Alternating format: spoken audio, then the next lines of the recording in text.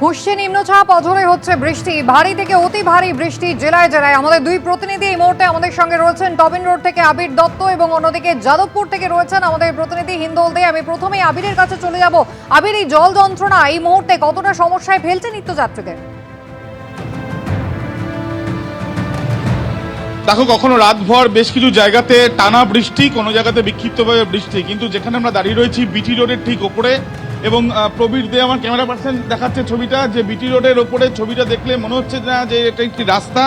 তার কারণ যেদিকে তাকানো যাচ্ছে সেদিকেই শুধুমাত্র জলমগ্ন পরিস্থিতি, এবং যে গাড়িগুলো যাচ্ছে স্রোত গতিতে গাড়ি যাচ্ছে, তার কারণ অত্যাধিক জল জমে রয়েছে।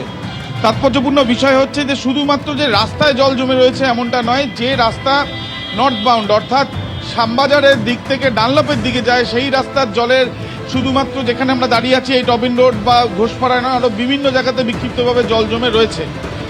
ছবিটা যেমন একদিকে রাস্তার ছবি, অন্যদিকে আমি ছবিটা দেখাতে বলবো প্রবীর দেখে, যে আমরা যেখানে দাঁড়িয়ে আছি পাশেই একটি বাজার রয়েছে। এই যে নেতাজি কলোনি বাজার মৎস্য ব্যবসায়ী বলে সমিতি বলে যে বোর্ড লাগানো রয়েছে, তার নিচে যে মাছের বাজার সম্পূর্ণভাবে জলমগ্ন।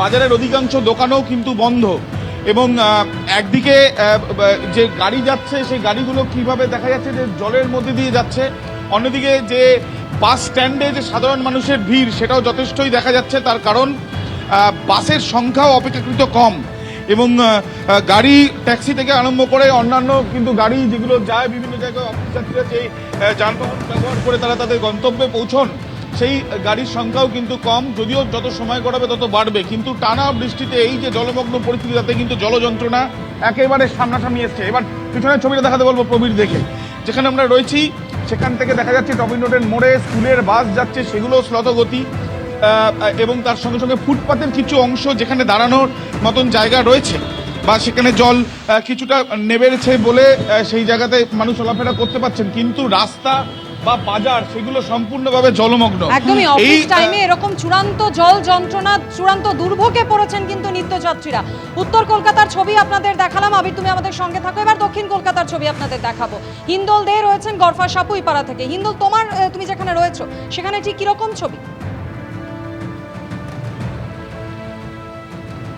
একেবারে আবির যে চিত্র দেখাচ্ছিল উত্তর কলকাতায়, ঠিক তার একই ছবি কিন্তু দক্ষিণ কলকাতাতেও। আমরা রয়েছি দক্ষিণ কলকাতার গড়ফা এলাকায়, যে রাস্তাটি তুমি দেখতে পাচ্ছ যেটা একেবারে জলমগ্ন, রাস্তার এক পাশ দিয়ে যানবাহন চলাচল করছে।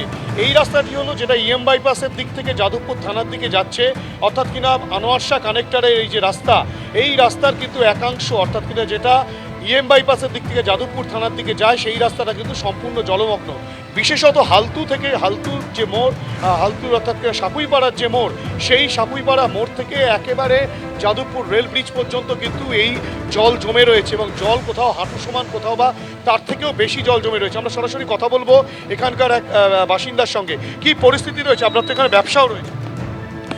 এই তো জলে ডুবে যাচ্ছে, আর কি পরিস্থিতি থাকবে?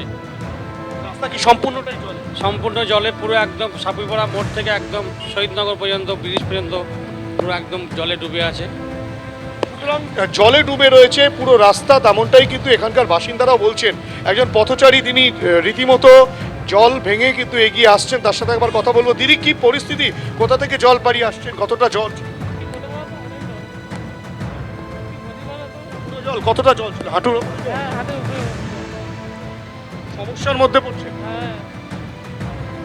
সুতরাং বুঝতেই পারছো, তুমি দেখতেই পাচ্ছ মানুষজন তারা কিন্তু রীতিমতো প্রতিবন্ধকতা, অর্থাৎ জল জমে যে ভোগান্তি, সেই ভোগান্তির কিন্তু তারা সম্মুখীন হচ্ছেন। কত দূর থেকে হেঁটে আসছেন এবং কি পরিস্থিতি?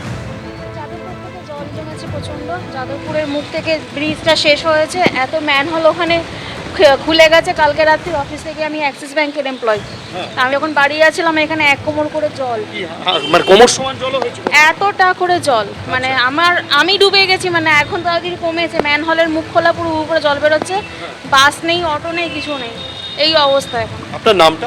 পিয়ালি রয়েছে।